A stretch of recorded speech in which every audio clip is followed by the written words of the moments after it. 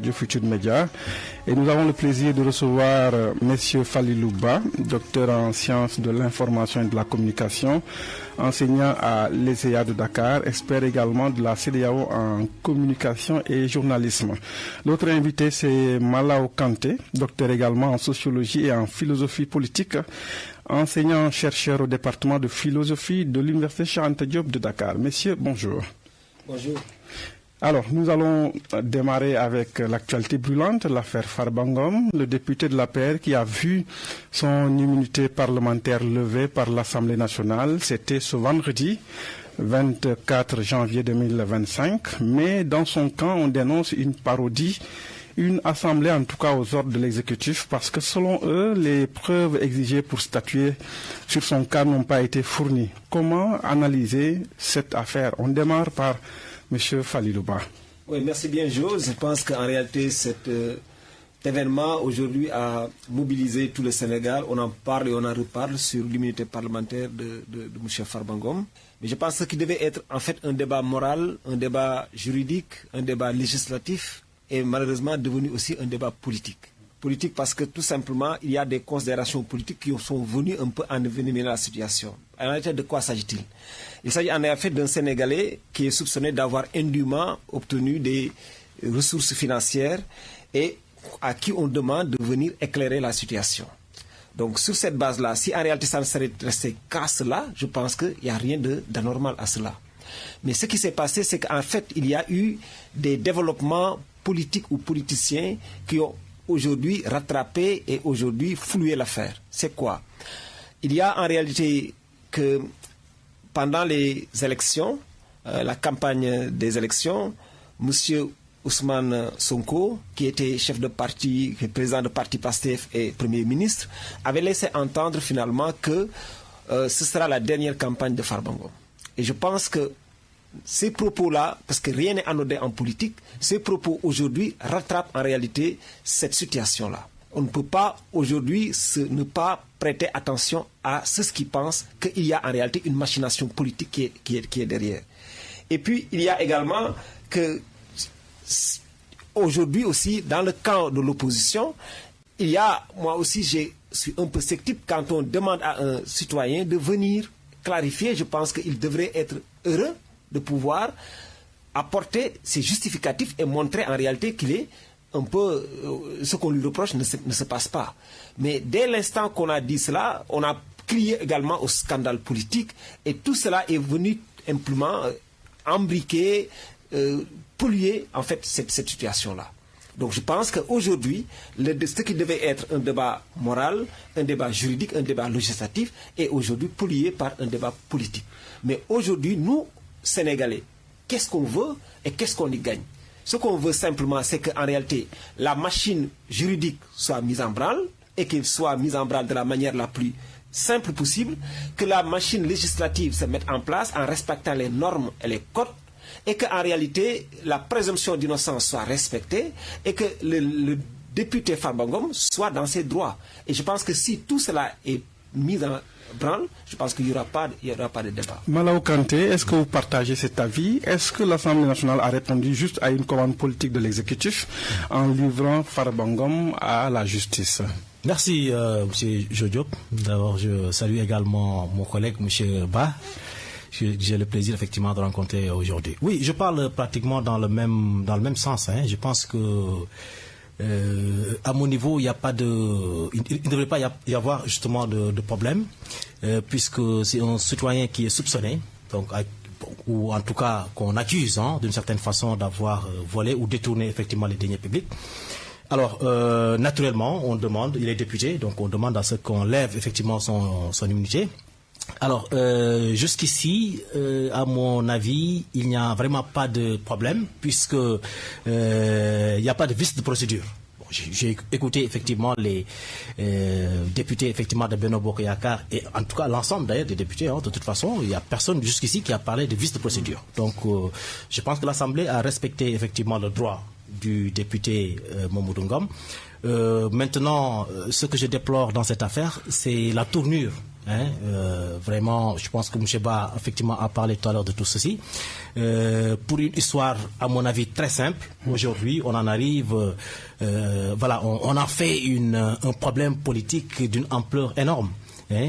Jusqu'à vraiment entrer effectivement sur des thèmes ou voire même sur des discours que je juge à mon niveau très nocifs pour la cohésion sociale. J'espère qu'effectivement on aura effectivement l'occasion d'en parler. J'ai écouté dernièrement M. Ngom, Farba Ngom justement, quand il faisait sa conférence de presse. Alors je l'ai écouté, il a tenu effectivement 2 discours en Wolof et en Pulaar. Ce qu'il a dit en Wolof, c'était acceptable pour tout le monde, mais il oublie que dans ce pays, les gens aussi, ils parlent Pulaar.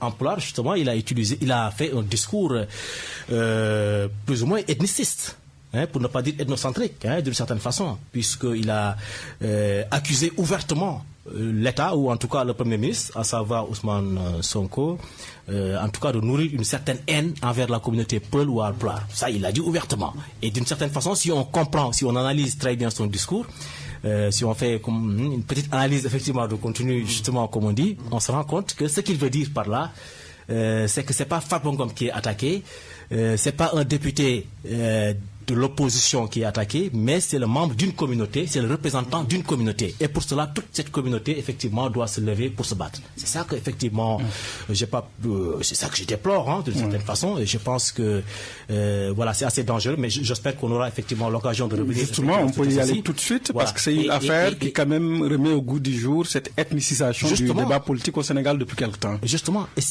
voilà, et ce n'est pas normal. Moi, je pense que quand la justice convoque ou appelle quelqu'un, bon, d'abord, on dit qu'il n'y a pas de fumée sans feu. Bon, la CENTIF, effectivement, c'est une organisation. Bon, les gens savent que quand même, je pense que jusqu'ici, on n'a jamais entendu, en tout cas, comment ça s'appelle encore, voilà, c'est je dirais que c'est une institution crédible, jusqu'ici. Mais quand même, il y a la présomption d'innocence aussi. Il y a la présomption, effectivement, d'innocence. M. Ngom est désigné, ou en tout cas, je ne dirais même pas accusé, puisqu'on le soupçonne d'une certaine façon. Alors, il devait aller répondre, peut-être avec ses avocats, apporter effectivement des arguments, essayer effectivement de défendre sa position, ou en tout cas de défendre effectivement sa personne. Mais au lieu de cela, qu'est-ce qu'on voit aujourd'hui? On voit qu'effectivement il y a une certaine politisation effectivement de cette affaire qui, à mon avis, commence à prendre une tournure plus ou moins inquiétante. Alors, et là où je voulais venir, et là où effectivement je voulais juste terminer, c'est que depuis quelque temps, on commence à observer des veillées d'armes. Bon, j'ai entendu dernièrement quelqu'un dire que oui, c'est tout à fait normal dans ce pays, puisque le Premier ministre lui-même, quand il a été convoqué par la justice, eh bien, il a fui effectivement chez lui, effectivement à Ziguinchor, et s'est fait barricader. Justement. C'était un précédent dangereux quand même. C'était un précédent dangereux, d'accord, mais c'est pas une raison de toute façon. Et on a vu ce qui s'est passé avant-hier, je dirais, à Niam, dans le nord, d'une certaine façon. Et tout cela, aujourd'hui, on va dire, c'est pas des choses à minimiser, parce qu'à long terme, effectivement, ça peut créer des problèmes très graves, effectivement, dans ce pays. Et on se rappelle. Permettez-moi juste de souligner effectivement ceci, parce que aujourd'hui les gens semblent l'oublier, mais avec le MFDC, c'est exactement ce qui s'est passé. Quand le mouvement a été créé en 1949, avec comment ça s'appelle encore, avec Émile Badiane et Ibou Diallo. Donc à l'époque c'était juste un mouvement, je dirais, régionaliste, et puisque c'était 2 évolués, on les appelait effectivement des évolués, ceux qui sortaient effectivement de l'école normale, de l'école William Ponty. Alors c'était des gens qui se battaient contre ce qu'ils appellent les vrais citoyens ou les civilisés, c'est-à-dire ceux qui habitent les 4 communes, donc à savoir Dakar, Gorée, Rufisque. Effectivement, c'était eux justement qui monopolisaient d'une certaine façon l'administration du pays. Et donc ils se sont organisés. Les autres, d'ailleurs, après 49, en 51, ils se sont coalisés avec le parti, avec Léopold Sédar Senghor. Et c'est là où, justement, ils ont battu, comment ça s'appelle encore, Lamine Gueye, pendant les élections. C'était une revanche, donc, de ceux qui habitent le monde, ceux qui sont dans le monde rural, en tout cas, une revanche, disons, entre guillemets, je ne vais pas dire des sudistes, hein, une revanche des évolués envers, effectivement, ce qu'on peut considérer comme les citoyens, c'est ce qui dirige le pays, c'est ce qu'ils sont considérés comme étant les civilisés. Et donc, cette histoire de MFDC, qui était à l'époque une toute petite, on va dire, comment ça s'appelle encore, le FDC, qui était une organisation, une simple organisation régionale, s'est transformée par la suite, hein, voilà, est devenu par la suite, effectivement, armé, ouais. Voilà, est devenu par la suite un mouvement armé, un mouvement, effectivement, donc de rébellion. Et il faut éviter que, effectivement, ces genres de choses, effectivement, se répètent aujourd'hui. Voilà, hein, au Sénégal. Et moi, je suis un peu inquiété, hein, quand j'entends effectivement tout ce discours, en tout cas tous les discours, hein, qu'on prononce par-ci, par-là concernant cette affaire.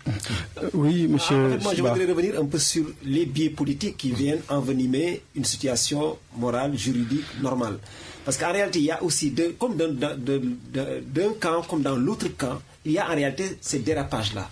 Parce que aussi, on ne peut pas comprendre qu'il y ait en fait des dossiers qui sont beaucoup plus prégnants, beaucoup plus graves sur les sommes indues, sur le niveau en réalité de détournement.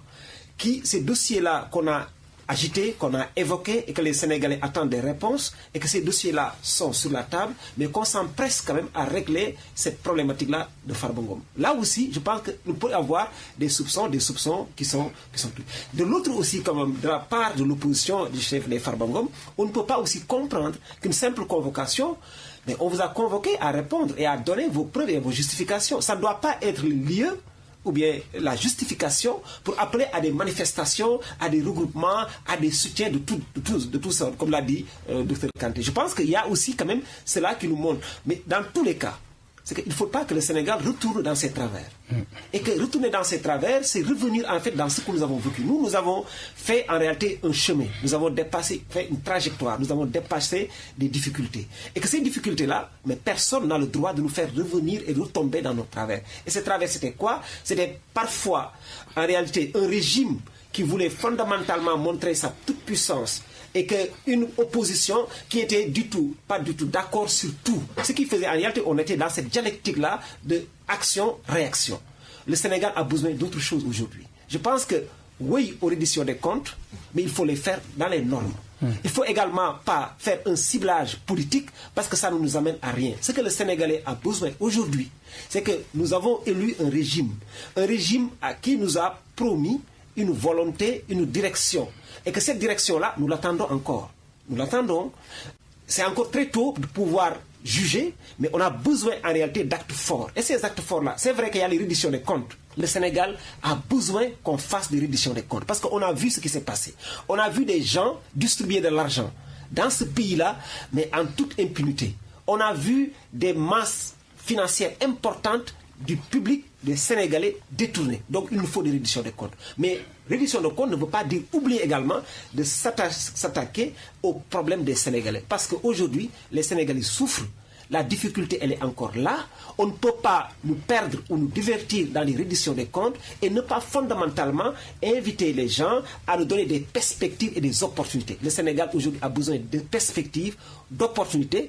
Cette dialectique-là, ça peut se jouer. Oui, il faudra remettre les pendules à l'heure, mettre en place des éléments qui peuvent en réalité redonner aux Sénégalais ce capital humain et ces valeurs-là, mais également ouvrir des opportunités, des possibilités pour que le Sénégalais espère et a envie de continuer. Prêcher également par l'exemple en éclairant tout de suite et maintenant les scandales naissants du nouveau régime. Je veux parler de l'affaire Azer, ONAS, qui sont toujours là en suspens. Mais faire parfaitement, parce qu'aujourd'hui, il y a des silences. Et des silences qui peuvent en réalité nous faire peur.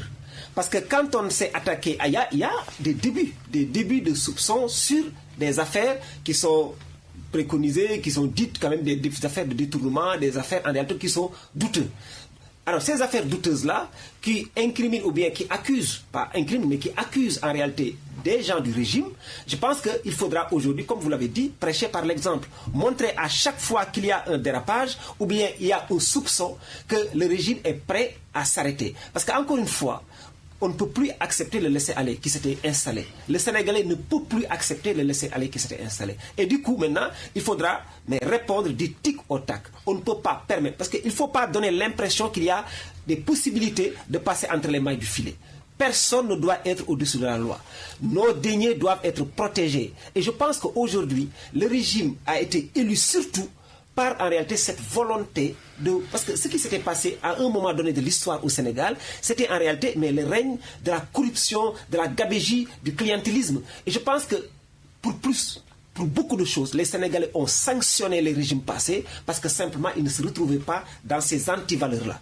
Il faudra qu'on revienne à des valeurs. Et revenir à des valeurs, c'est ne laisser pas du tout la possibilité à quelque chose de passer. À chaque fois qu'il y ait début d'incendie, il faut qu'on l'arrête tout de suite. Et ça commence déjà par le régime et par les dirigeants du régime. Docteur Malaw Kanté, comment éviter cette politisation déjà que les gens perçoivent dans la reddition des comptes? Comment éviter que cette traque soit à l'image de celles qui l'ont précédée, notamment avec la CREI, où les adversaires traqués supposent une volonté de les écraser? Bon, je dirais que c'est simple, mais également ça peut être un peu compliqué. On a l'habitude malheureusement dans ce pays donc de voir que très souvent les personnes justement qui sont poursuivies dans ces affaires sont très souvent des politiques, donc même des politiciens. Alors on l'a vu avec effectivement le régime de Maître Wade. Malheureusement, ça n'a pas duré. Donc, Wade a commencé un petit peu au tout début donc, de son mandat. Il a parlé effectivement, il avait le même discours. Donc, il faut effectivement pourchasser effectivement les voleurs socialistes, en tout cas les anciens dignitaires. Ça avait ouvert la voie à la transhumance. Exactement, la loi à la transhumance. Et on s'était rendu compte qu'au final, qu'est-ce qui s'est passé? Eh bien, beaucoup de dignitaires, de barons donc, du Parti socialiste se sont effectivement finalement ralliés au parti, effectivement au PDS, et que très peu d'entre eux ont été poursuivis. Alors, avec Macky Sall, malheureusement aussi, on a vu la même chose. Donc, au tout début, on a parlé effectivement de tout ceci, où on a dénoncé tout ce qui s'est passé sous le régime de Wade. Et au final, il n'y a eu que 2 personnes, voire maximum 3, effectivement, qui ont été poursuivies. Et le plus célèbre d'entre eux, effectivement, c'est Karim Wade. Donc, c'est ça qui fait que maintenant, dans la conscience populaire, les gens se disent que écoutez, de toute façon, c'est une façon de liquider effectivement des hommes politiques. Donc c'est une façon de se faire la peau effectivement de ces donc de ses ennemis.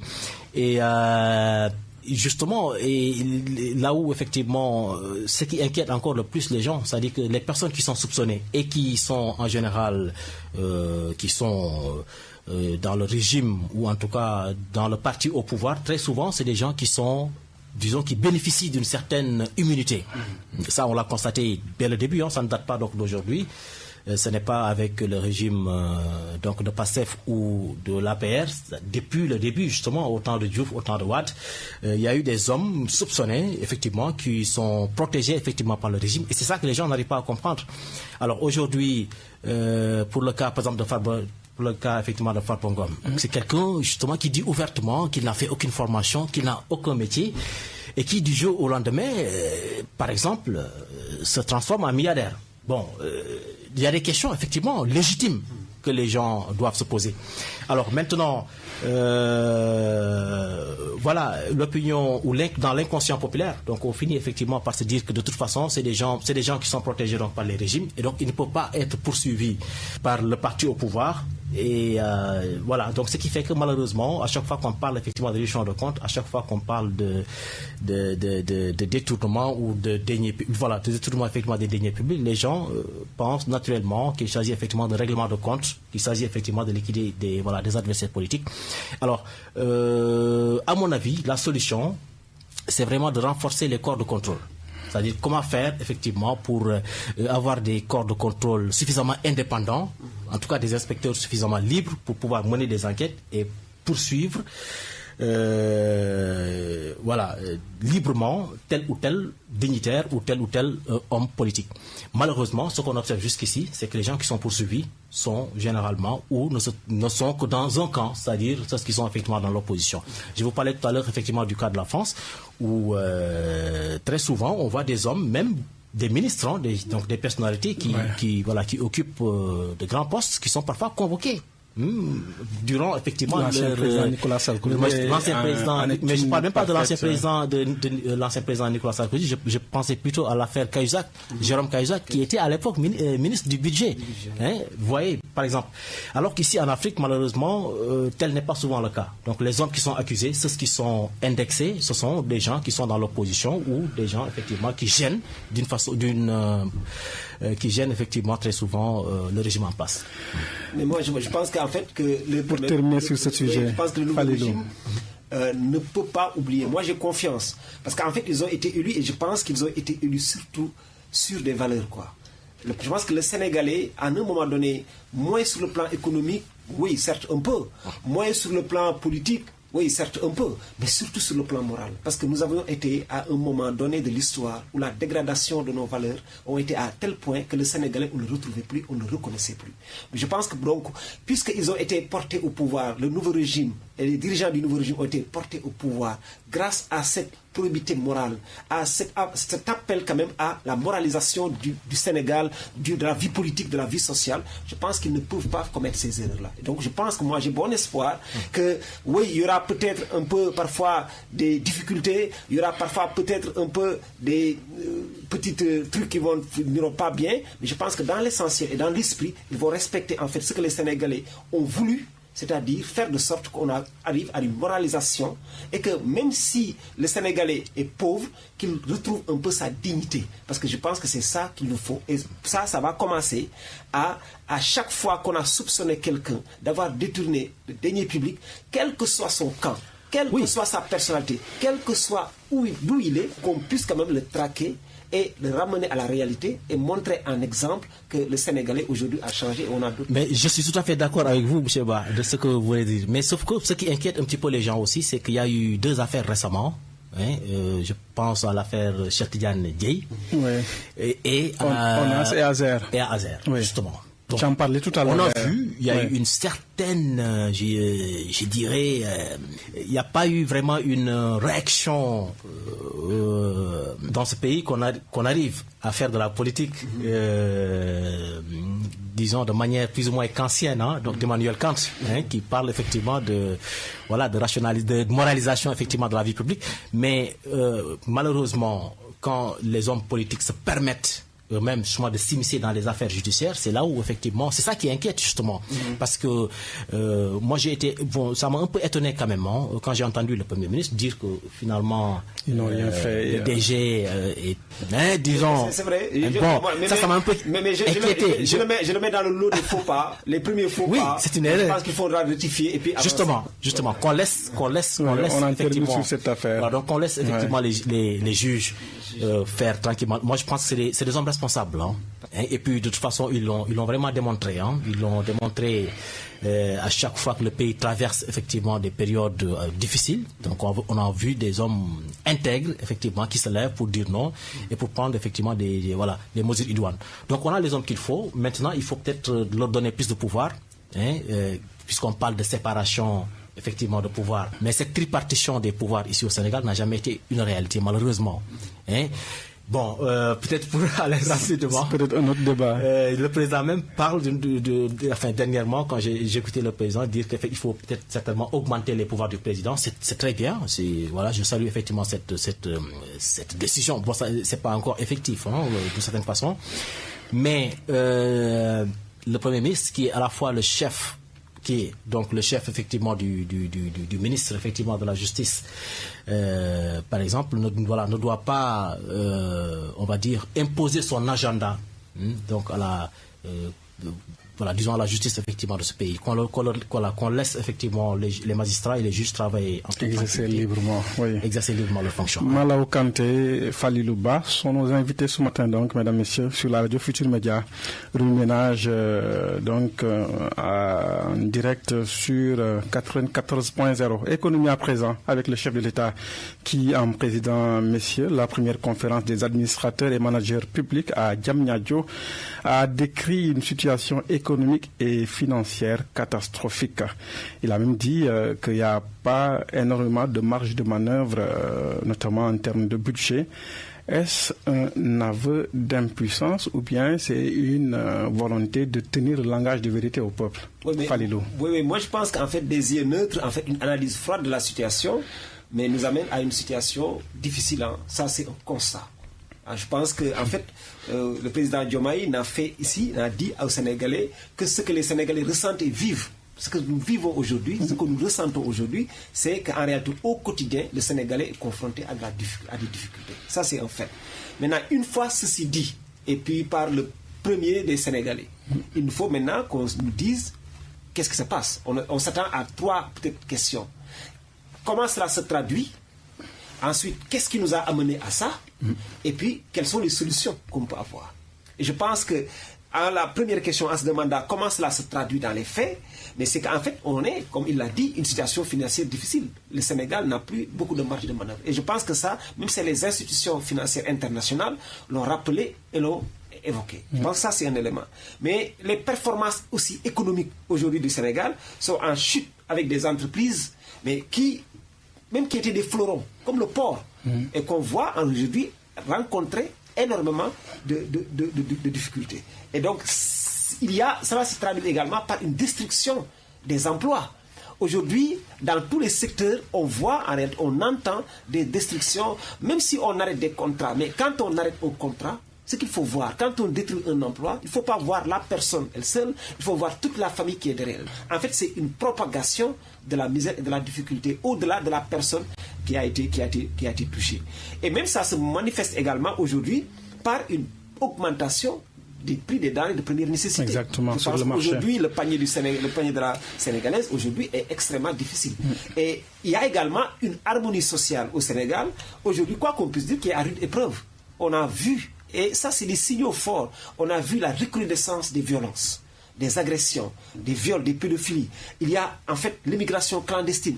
Et tout cela, en réalité, pour moi, sont des signaux forts qui montrent et qui attestent que, oui, effectivement, le Sénégal aujourd'hui est en proie à des difficultés. Maintenant, que le président le dise, c'est très bien, mais encore une fois, maintenant, ensuite, je dis oui, il l'a dit, on applaudit, c'est un langage de vérité, mais nous, on attend beaucoup plus du président de la République. Après avoir fait le constat-là, qu'est-ce qu'il nous propose? Ou bien, qu'est-ce qui est à l'origine de cela? Et ce qui est à l'origine de cela, mais on ne peut pas être aussi un grand devin pour savoir que c'est une gestion de l'économie nationale qui n'est pas en beau point.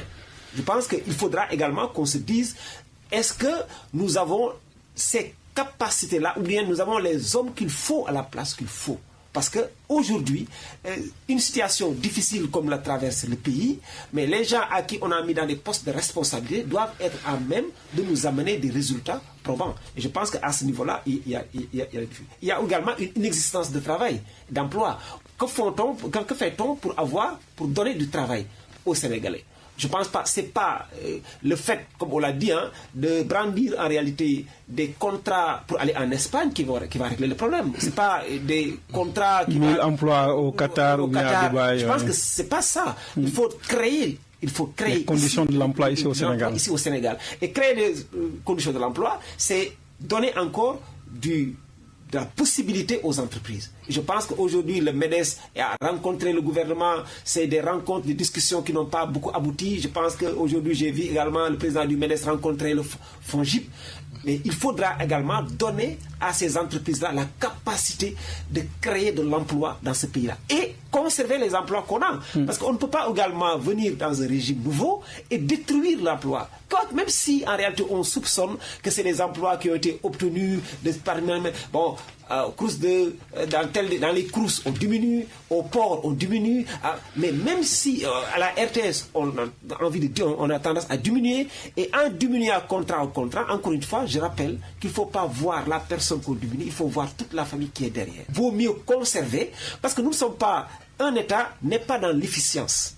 L'efficience, c'est comment faire pour économiser, pour avoir des marges de manœuvre, Oui, c'est bon de le faire, mais un pays, un gouvernement, c'est dans l'efficacité. Il faudra fondamentalement faire de sorte que les populations puissent voir en réalité leur situation économique s'améliorer. Pour cela, l'État doit trouver les voies et les moyens pour créer de l'emploi. Si l'État ne le crée pas, l'État doit donner les conditions aux entreprises pour créer l'emploi. Et pour cela, je pense qu'il faudra conserver les emplois que nous avons, les contrats que nous avons déjà, et puis essayer. Et puis ne pas se mettre dans cette dynamique d'aller amener nos enfants ailleurs, encourager un peu finalement cette extradition je pense que ce n'est pas la solution. La solution, c'est créer les conditions d'avoir des emplois ici et promouvoir les entreprises et faire de sorte que les entreprises-là aient les conditions d'employer, de recruter pour que nos enfants puissent quand même obtenir de l'emploi. Malaw Kanté, comment apprécier cette déclaration du chef de l'État à Diamniadio? Bon, oui, je pense qu'il y a d'abord cette volonté de toujours vouloir dire la vérité justement aux Sénégalais. Ça nous rattrape avec surtout la première sortie également d'Ousmane Sonko. Qui avait annoncé la couleur. Exactement. Bon, est-ce toujours bénéfique de toujours tenir le même langage? Maintenant, je pense que la politique, c'est d'abord, la politique doit se fonder sur l'espoir aussi. Voilà, parce que à force de dire aux Sénégalais que les choses sont noires, que les lendemains risquent d'être très durs, ça va impacter sur le moral effectivement des Sénégalais. Je vous rappelle que, bon, peut-être si je prends juste les cas extrêmement, dans les pays où il y a le plus grand nombre de suicides en général, c'est dû justement aux problèmes économiques, que ce soit au Japon, en Allemagne ou dans les pays effectivement européens, etc. Donc il ne faut pas trop effectivement vraiment entretenir ce discours que je juge effectivement trop alarmiste sur voilà, l'état du pays. De toute façon, on le savait, on sait que il y a des problèmes, et les problèmes ne datent pas d'aujourd'hui d'ailleurs. Ça, malheureusement, on semble l'oublier. On pense que les problèmes ont commencé ou ont démarré avec le régime apériste. Non, le Sénégal a toujours eu des problèmes et des difficultés économiques. D'abord parce que c'est un pays effectivement qui n'est pas souverain d'un point de vue économique. Et on a toujours été assisté par effectivement les pays occidentaux, en particulier effectivement par la France. Tout le monde sait comment ce qui s'est passé tout juste après l'alternance. Abdoulaye Wade était parti en France pour, entre autres, excusez-moi du terme, quémander même d'une certaine façon. Un appui budgétaire. Justement, Macky Sall, ça s'est passé exactement de la même manière. Ça, tout le monde le sait. Il était parti effectivement en France pour pouvoir... bon, bref. Donc, voilà, on a toujours été assistés d'un point de vue économique. Et puis, bon, maintenant, à partir des années 90, les choses se sont aggravées, ça tout le monde le sait, avec voilà ce qui s'est passé, les politiques d'ajustement structurel. Et là, effectivement, le pays, depuis lors, le Sénégal ne contrôle presque plus rien, ni son industrialisation, ni au niveau de l'agriculture, ni par rapport à sa monnaie. Et là, je vous renvoie directement aux enseignements de Amir Samine, qui a développé effectivement une théorie très, très intéressante sur l'économie de la dépendance. Il dit que l'économie de la dépendance se fonde effectivement sur 4 points, à savoir une agriculture extravertie, une industrialisation périphérique, le blocage monétaire, et le 4e point, c'est l'échange inégal. Et malheureusement, le Sénégal est victime de tout ceci. On ne maîtrise pas justement notre agriculture. Tout ce que nous consommons ici au Sénégal, malheureusement, ça vient de l'extérieur. Comment peut-on... C'est vrai qu'on a un discours qui séduit. Quand on écoute aujourd'hui le Premier ministre, de ce côté-là, vraiment, voilà, c'est un discours positif, parce qu'au moins ça donne de l'espoir aux jeunes. Mais on ne peut pas transformer un pays par de simples discours. C'est très beau de le dire qu'effectivement on va changer, mais on va changer comment? Le Sénégal n'est pas un îlot dans l'océan. Donc nous vivons dans un monde mondialisé et les problèmes effectivement sont globaux. Et donc parfois il y a même des choses effectivement qui nous impactent et qui viennent justement de l'extérieur. Nous ne contrôlons pratiquement absolument rien, même du point de vue des échanges. Aujourd'hui, les produits effectivement manufacturés dont on nous vend. Le Sénégal, on n'a pas une industrie développée dans ce pays. On ne fabrique pratiquement presque rien. Si vous regardez bien, on ne fabrique pas d'armes, on ne fabrique pas de... et même aujourd'hui, pour un pays effectivement comme le Sénégal, où on a l'eau, le soleil, la terre, et même le riz aujourd'hui pose problème. La culture du riz ici au Sénégal. Donc, vous voyez, donc il y a tellement de facteurs et d'éléments aujourd'hui qui font que pour sortir aujourd'hui de cette situation, voilà, ça ne va pas se faire qu'avec de simples discours. Donc il faudra une vraie révolution sur le plan social, sur le plan, d'abord au niveau des mentalités d'abord, que les Sénégalais d'abord, parce que aussi toutes les révolutions économiques demandent en général des sacrifices. On a vu ce qui s'est passé avec la Chine de Mao.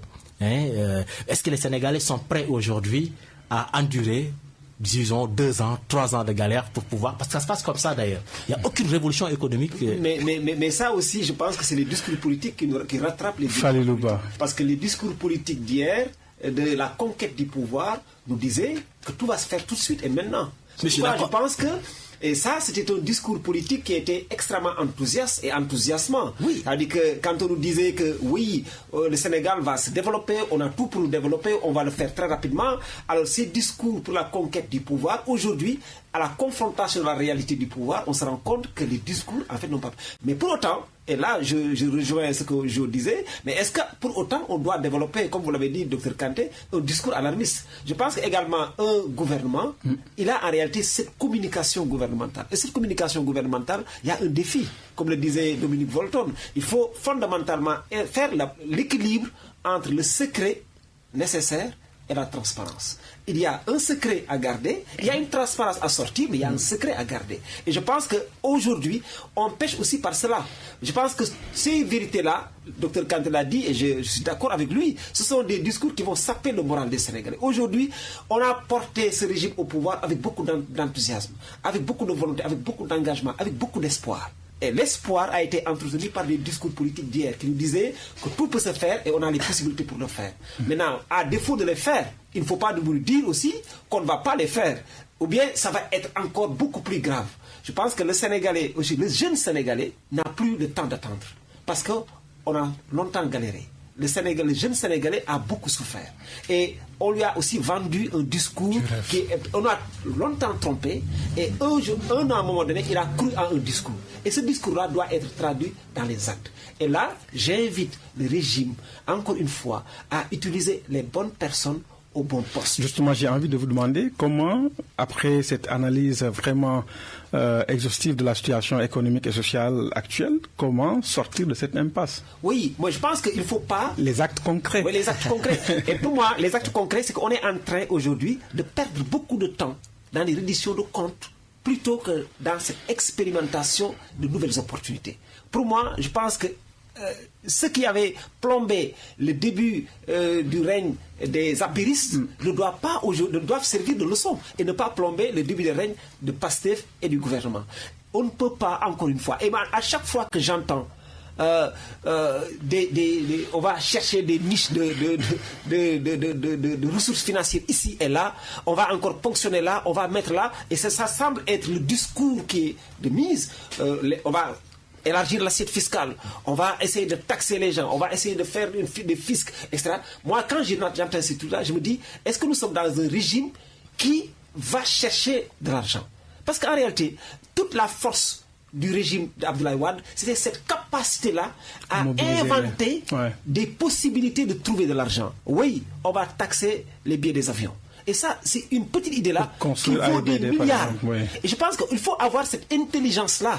Or, à chaque fois que j'entends des politiques, des régimes qui viennent, qui s'installent et qui disent on va économiser, on va rompre ici, ils sont dans l'efficience. Or, un gouvernement n'est pas dans l'efficience, il est dans l'efficacité. Donc, au lieu de passer notre temps et notre volonté et notre force à encore capter ici, trouver les poches ici, chercher des fiscs ici, trouver des niches d'impôts ici, moi je pense qu'il faudra mettre toute cette intelligence-là au service de créer des opportunités. Or, on en a. Le Sénégal, aujourd'hui, quoi qu'on puisse dire, on a des ressources. Il faudra renégocier les choses, avoir les capacités de trouver des opportunités et faire un marketing territorial qui nous permette aux investisseurs de venir. Parce que le Sénégal a la paix, c'est seulement ce que nous avions, et c'était déjà très bien. Mais aujourd'hui, à la paix, on y a ajouté du gaz, du pétrole, des jeunes, de la force, de la volonté et une stabilité politique que nous devons mettre à profit. Malaw Kanté, sur quel levier appuyer pour inverser cette tendance? Oui, une question très difficile. C'est clair que ça ne va pas se faire avec de simples discours. C'est un claquement de doigts. Voilà. Donc, il faut justement... Et puis, il faut savoir que le développement aussi, malheureusement, on a une très mauvaise conception du développement dans nos pays. Donc, on pense qu'on peut, au bout de 5 ans, développer un pays comme ça, avec des régimes qui changent du jour au lendemain. Ça ne marche pas comme ça. le développement, c'est un processus et c'est un long processus. Si vous étudiez aujourd'hui le niveau de développement des pays européens, même asiatiques, si vous regardez très très bien, donc on voit que justement c'est quelque chose d'abord qui ne dépend pas seulement des politiques, des hommes politiques, donc des politiciens, mais également c'est une question effectivement de conscience, donc de mentalité. Je vous prends juste l'exemple de la Corée du Sud. Pendant les années 60, Corée du Sud et Sénégal étaient presque au même niveau, sur le plan économique, au même niveau. Aujourd'hui, vous voyez effectivement la différence qui existe. Donc, il faut effectivement d'abord inculquer cette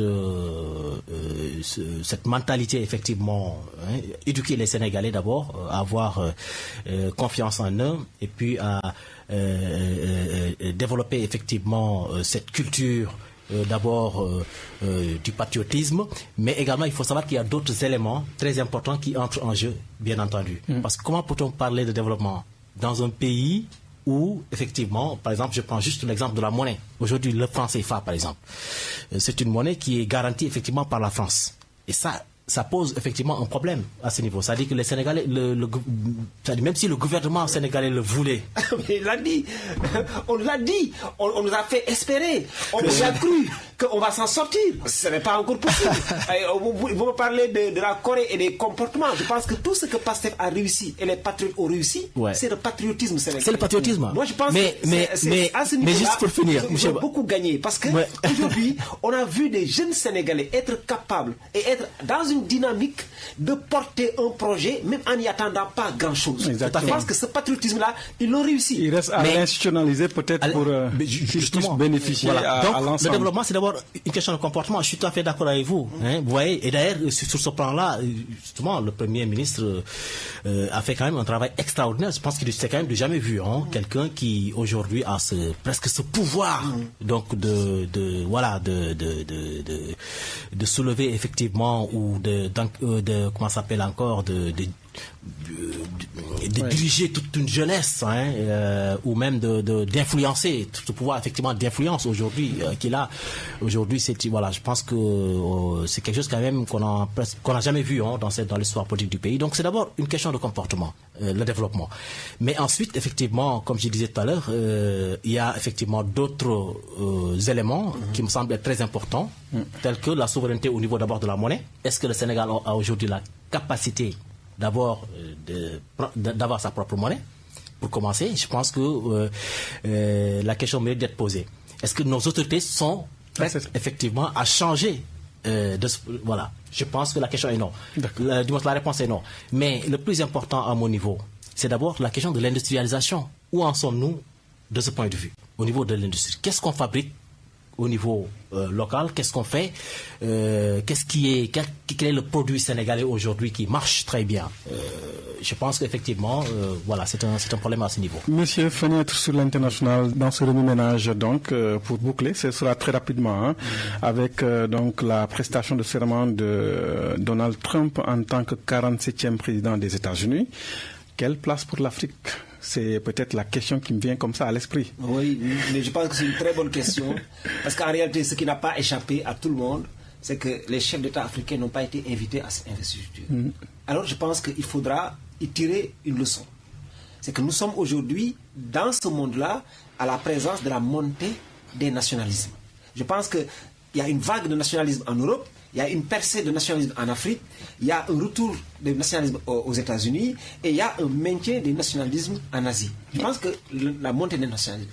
Or, dans les actes que Donald Trump a dit dans ce discours, c'était quoi? Son discours portait un peu sur, mais comment faire pour un peu sortir des accords? America First. Oui, American First, c'est le slogan. C'est son slogan. Le slogan American First. Et puis, comment faire pour les premiers décrets qu'il a eu, sortir de l'OMS, l'accord de Paris. De l'accord de Paris. Et puis, expulsion en masse des immigrants. Et puis, rétablissement des deux genres. En fait, on est en réalité dans la montée des nationalismes. Et je pense qu'en évitant aucun Africain, moi, je pense que c'est une leçon à tirer. C'est que nous ne sommes plus.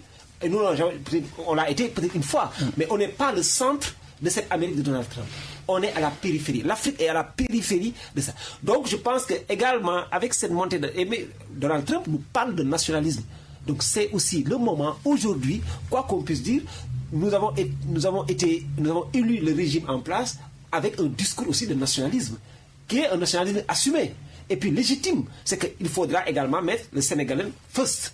Et quand on met le Sénégalais first, ça veut dire qu'il faudra revenir, je ne dirais même pas Sénégalais first, mais Africa first. Il faudra qu'on maintienne nos communautés, faire de sorte que nous puissions peser et compter d'abord sur nous, parce qu'on ne pourra plus jamais compter sur les autres. Et je pense que nous avons de quoi compter sur nous. Le discours politique que le nouveau gouvernement a tenu a été un discours entendu. C'était un discours qui centre le Sénégalais sur le Sénégal, qui centre le Sénégal dans l'Afrique. Les premiers pas qui sont posés par le régime également montrent cela. Les sorties du président Diomaye sont des sorties en réalité qui sont orientées vers cette paire africaine. Je pense que c'est difficulté. Moi, le jeudi prochain, je serai à Abuja, à la CEDEAO, invité à la CEDEAO.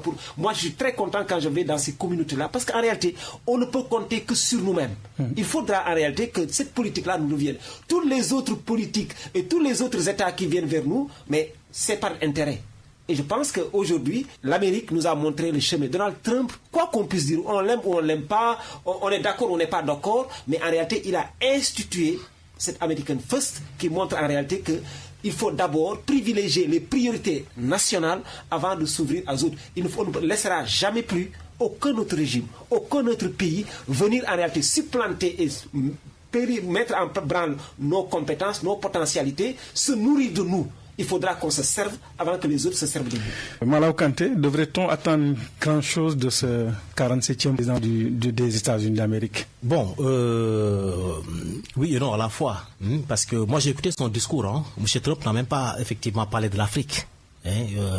Quand vous le suivez, justement. On se souvient de sa déclaration d'il y a quelques années où, oui, en des termes peu amènes, oui, justement, avec des mots qu'on n'ose même pas répéter ici. Donc, oui, c'est pour vous dire que, justement, l'Afrique est, je ne dirais même pas reléguée au second plan. L'Afrique n'existe même pas dans la politique diplomatique, effectivement, de Donald Trump. Bon, maintenant, c'est tout à fait normal, et ça aussi, il avait déjà dit, voilà, c'est quelqu'un qui, au moins, a le mérite d'être clair, justement. Il ne cache pas il n'est pas dans le double jeu, comme on dit, ou dans le double discours. Effectivement, donc, voilà. Et puis, c'est un Américain, il a été élu par les Américains. Forcément, il ne faut pas attendre qu'il développe l'Afrique. Il va d'abord penser à l'Amérique, donc à ses concitoyens. C'est aux Africains maintenant de prendre leurs responsabilités. Et aussi de savoir jouer leur carte. En l'absence de la France et des États-Unis, c'est peut-être une porte ouverte pour la Russie. Oui, c'est une porte ouverte. L'Afrique, le Sénégal. Oui, bien sûr. Alors maintenant, le problème, c'est que c'est ça aussi le danger du populisme. C'est-à-dire qu'il y a le beau discours, mais il y a la réalité aussi concrète. Vous voyez? Et comme je disais encore une fois, nous vivons dans une mondialisation et les problèmes sont globaux. Donc on ne peut pas changer effectivement le Sénégal par le simple discours, l'Afrique même, ou voire même la sous-région, parce qu'on est encore trop faible sur tous les plans, sur le plan économique, sur le plan militaire. D'abord, ce qui est plus important à mon niveau, c'est d'abord sur le plan militaire. Parce que, bon, maintenant, peut-être, j'espère que le monde va dépasser effectivement ce stade, mais on s'est rendu compte que jusqu'à une certaine époque, si vous n'avez pas une bonne armée, vous ne pouvez pas défendre votre économie. Ça, on l'a vu avec plusieurs pays. Je donne juste l'exemple de ce qui s'est passé en Libye, qui était quand même un modèle de développement extraordinaire pour un pays africain. Mais on a vu ce qui s'est passé parce qu'ils étaient faibles militairement. Donc, c'est très séduisant, ces discours qu'on entend. Vraiment, on peut être développé, etc., etc. Alors que derrière, on n'a rien qui protège notre économie. On n'a pas une armée aujourd'hui solide qui peut faire face aux invasions, aux attaques, ne serait-ce que si on prend l'Afrique subsaharienne avec les mouvements terroristes. Donc vous voyez que voilà, il y a d'un côté le discours qui est très beau, très séduisant, mais de l'autre côté, il y a des réalités. Mais on ne sortira pas des mains de certains envahisseurs pour entrer dans d'autres mains. Oui. Je pense qu'il faudra aujourd'hui qu'on développe fondamentalement nos potentiels